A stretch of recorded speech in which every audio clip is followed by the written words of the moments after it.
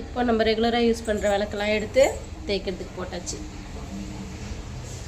நம்ம சாய்பாபா, சிவன், முருகர் எல்லாரையும் எடுத்தாச்சு. இவங்களெல்லாம் இப்போ தேய்ச்சி க்ளீன் பண்ணணும்.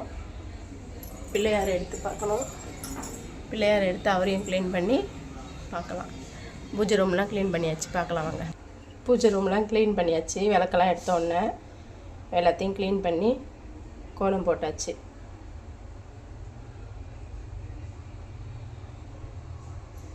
படத்தெல்லாம் தொடச்சாச்சு.